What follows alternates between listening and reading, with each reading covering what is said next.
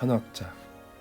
내가 아내를 처음 봤을 때 아내는 초등학교를 갓 졸업한 14살 어린 소녀였습니다.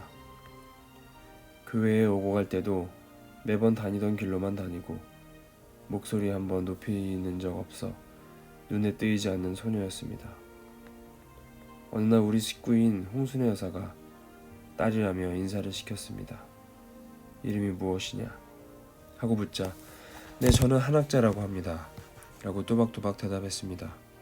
그런데 그 순간 나도 모르게 한학자가 대한민국에 태어났구나 하는 말을 3번이나 되풀이하고는 하나님, 한학자라는 훌륭한 여성을 한국에 보내주셨군요. 감사합니다 하며 기도했습니다. 그리고는 그녀를 바라보며 말했습니다. 한학자, 앞으로 희생을 많이 해야겠구나.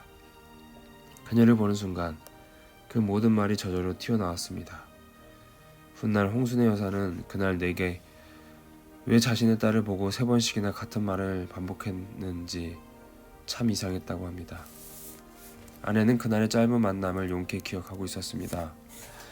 내가 독백처럼 한 이야기도 모두 잊지 않고 가슴속에 담아두고 있었습니다.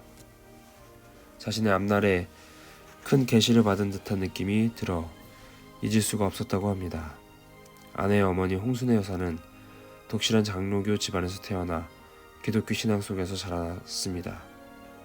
고향은 나와 같은 정주였지만 안주에서 살다가 6.25 사변 때 월남했다고 합니다.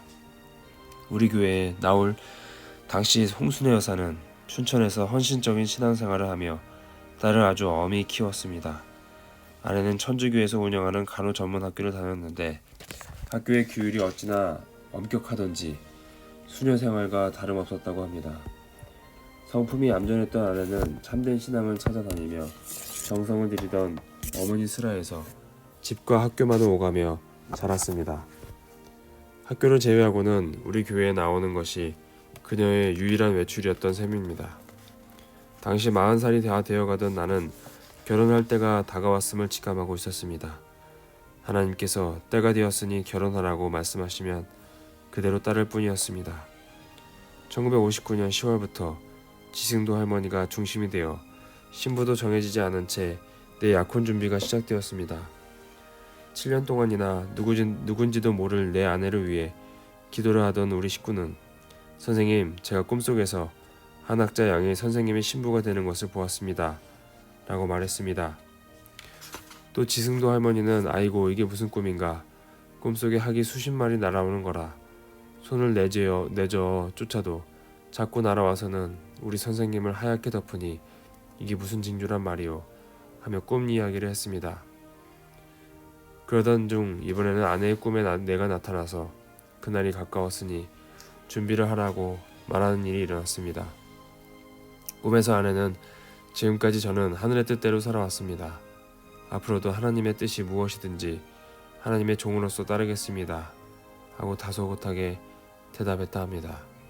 아내가 내 꿈을 꾸고 난 며칠 후 나는 홍순애 여사에게 딸을 데려오라고 했습니다. 14살 어린 소녀로 인사를 받은 후 공식적으로는 처음 만나는 자리였습니다. 나는 아내에게 그림을 그려보라고 했습니다. 그러자 망설임 없이 연필을 쓱쓱 늘리더니 내 앞에 펼쳐 보였습니다. 꽤 잘 그렸다 생각하며 아내의 얼굴을 보니 부끄러워하는 모습이 참 예뻤고 그림만큼 마음도 훌륭했습니다. 그날 나는 아내에게 참 많은 질문을 했습니다. 그때마다 아내는 당황하지도 않고 또박또박 대답했습니다. 며칠 후 나는 다시 아내를 불렀습니다. 무슨 일로 불러왔는지도 모른 채 내 앞에 선 그녀에게 내일 아침에 결혼식 한다고 말하니 그래요? 하고는 더 이상 아무것도 묻지 않고 반대도 하지 않았습니다. 반대라는 것을 할 줄 모르는 사람 같았습니다. 그렇게 순하고 얌전했지만 하나님의 일에는 결심이 단단한 사람이었습니다. 1960년 3월 27일 우리는 약혼을 했고 보름이 채 지나지 않은 4월 11일에 혼례를 올렸습니다. 나는 사모 관대를 쓰고 아내는 족두리를 썼습니다. 23살이나 어린 신부의 꼭 담은 입과 참한 얼굴이 단정해 보였습니다. 나와 결혼하는 일이 여느 결혼과는 다르다는 것을 잘 알고 있을 것이요. 우리가 부부의 인연을 맺는 것은 하나님께 받은 사명을 다해 참된 부모가 되기 위한 것이지 세상 사람들처럼 남녀 간의 행복을 위한 것이 아니요 하나님은 참된 가정을 통해 천국을 이 세상에 펼치시길 바라시는 분이요 우리는 앞으로 천국의 문을 열어주는 참된 부모가 되기 위한 힘든 길을 가야 하오. 역사 이래로 아무도 그 길을 가본 적이 없으니 우리가 가야 할 길이 어떠할지는 나도 모르오. 그러니 앞으로 7년 동안 당신으로선 무척이나 견디기 힘든 일이 많을 것이오. 우리가 사는 삶이 다른 사람들과는 전혀 다르다는 것을 한순간도 잊지 말고 아무리 작은 일이라도 나와 의논한 뒤 행하고 내가 말하는 것에는 모두 순종하고 따라야 하오. 이미 각오하고 있으니 아무 염려 마십시오. 아내의 표정에 굳은 의지가 엿보였습니다. 아내는 결혼한 다음 날부터 견디기 힘든 날을 보내야 했습니다. 제일 먼저 닥친 어려움은 친정어머니를 볼 수 없다는 것이었습니다. 아내의 집안은 외할머니, 어머니, 아내 이르기까지 외동딸로 3대를 이어와 어머니와 딸 사이가 유난히 치밀했는데 나는 장모에게 딸을 보려고 자주 찾아오지 마시오. 앞으로 3년 동안은 내 눈앞에도 보이지 마시오. 하고 신신당부했습니다. 친정 어머니뿐 아니라 친척들과의 관계도 모두 끊으라고 했습니다. 교회 어머니라는 사람이 친정 식구들과 숙덕 공론을 하거나 사사로운 정에 빠져서는 자신의 책임을 다할 수 없을 것이라고 생각했기 때문입니다. 아내의 마음속에는 오로지 남편만 있어야 했습니다. 나는 3년 동안 아내를 교회 식구의 집에 겹방살이를 시켰습니다. 또 교회에는 하루에 한 번밖에 오지 못하게 했습니다. 그마저도 저녁 때 딱 한 번 오되 올 때에는 정문으로 들어와도 갈 때는 뒷문으로 조용히 나가라 했습니다. 게다가 나는 밤새 예배를 보거나 기도를 올리느라 집에 자주 들어가지도 못했습니다. 그 사이에도 나를 둘러싼 이상한 소문들은 끊이지 않았으니 어린 아내가 겪어내기엔 쉽지 않은 일이었습니다. 내가 결혼하던 때는 이미 통일교회가 전국에 120여 개나 들어서며 상당히 이름이 난 때였습니다. 그래서 내 결혼을 두고 교회 안에서조차도 말이 많았습니다. 아내를 시기하고 미워하며 별의별 말이 다 떠돌았습니다. 그런데 내가 남의 집살이 시키는 것도 모자라 어디를 가든 아내 대신 할머니들과 다니니 아내를 두고 이렇다 저렇다 하던 말들이 사라졌습니다. 오히려 첫째 딸을 낳고 온기 하나 없는 방에서 덜덜 떨다가 산후풍이 들었는데도 남편이란 사람이 코빼기도 보이질 않으니 어떻게 그럴 수 있냐며 아내를 두둔하고 염려하는 사람이 늘어났습니다. 선생님도 너무하시지.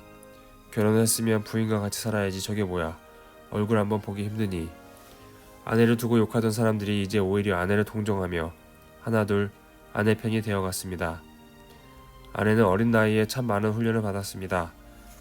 나와 함께 사는 동안 한시도 자유로울 수 없었습니다. 언제나 신경을 곤두세우고 살얼음 위를 걷듯 오늘은 편안할까 내일은 편안할까 하며 마음 졸이고 살아야 했습니다. 말 한마디를 잘못해도 내게 지청구를 듣기 일쑤였습니다.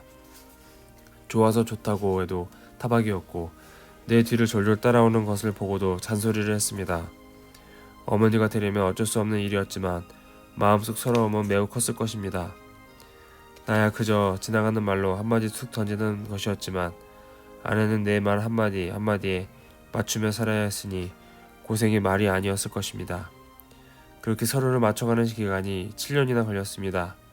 결혼 생활에서 가장 중요한 건 믿음으로 하나가 되는 것이라는 사실을 그때 다시 깨달았습니다.